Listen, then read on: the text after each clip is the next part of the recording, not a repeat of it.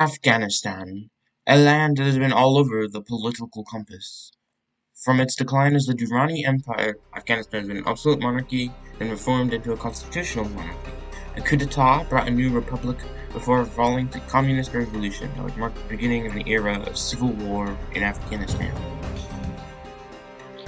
First, some background information of the Durrani Empire. The collapse of the Mughal Empire, thanks Britain, left a power vacuum in the region.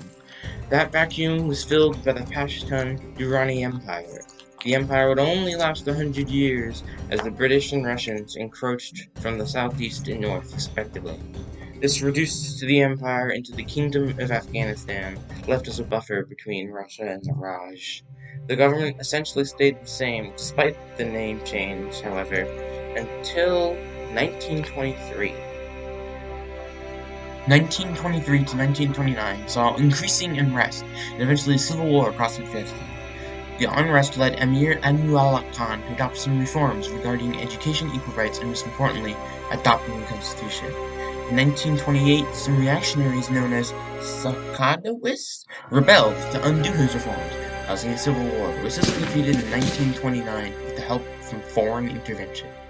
In the new constitutional monarchy, not only was the monarch renamed from emir to king, but there was a new elected position of prime minister in order to make the country a bit more democratic. The dynamic between the king and prime minister would eventually lead to a coup d'etat in 1973. 1963. Over 30 years of constitutional monarchy, Zahir Shah is king, and his cousin Prince Daud Khan was elected prime minister. Definitely no nepotism or any sort of corruption or here of the like. The prince just so happens to have been elected. So, anyway, despite their familial ties, they hate each other and cannot politically agree on anything. Zahir believed Daud was too radical, as Daud was very pro-Pashtunistan, which means he promoted the idea that Afghanistan should be only for Pashtuns and should be renamed to Pashtunistan. Similar to SF's beliefs, but less extreme. In 1964, King Zahir revised the constitution to specify that members of the Barakazai dynasty, which Daud belonged to, were no longer allowed to be prime minister by default. This meant that Daud could no longer be prime minister. Zahir changed the constitution instead of outright firing him in order to hide this obvious act of corruption. Either way, Daud could not be prime minister. This obviously angered him greatly, but there was nothing he could legally do about it. Okay, that was the background information for what the project is actually supposed to be about. So here comes the coup from the book.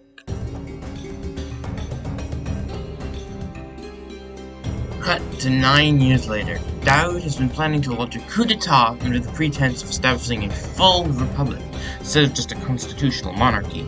He secretly rallied for support in the military and high-up officials. On the 17th of July, while King Zahir was abroad getting off the treatment for his eye, he and his supporters stormed the capital and took control with hardly any resistance. Only 7 people died, 6 police officers who tried to stop them and were the only resistance, and a tank commander who accidentally drove into the Kappa River. King Zahir, upon learning of the news of the coup, immediately gave up and decided to just chill in Italy instead of trying to retake his throne. So now Afghanistan is a free democratic nation now, right? Wrong! This republic was just another military dictatorship in the third world, and do you know what party hated this the most? That's right, unless you got it wrong. The Communists, especially considering that they were one of the factions that helped Daud overthrow the kingdom in the first place. And do you know what Communists do when they're under a government they don't like? Well, they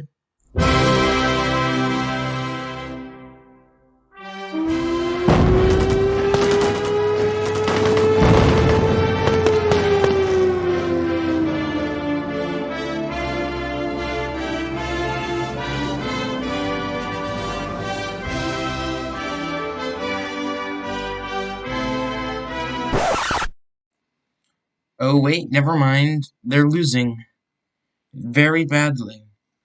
Which is why the Soviet Union, on December 24th, 1979, invaded Afghanistan to help the revolution.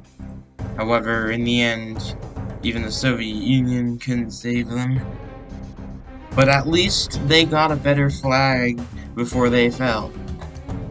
Now, the initial invasion went quite well, but then the Soviets had to deal with many insurgent groups fighting guerrilla warfare for 9 years, including, but not limited to, the Taliban, for example.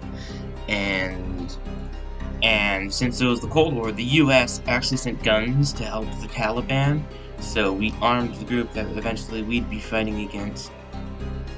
But that is it for all the Afghan history that will be here today. The end.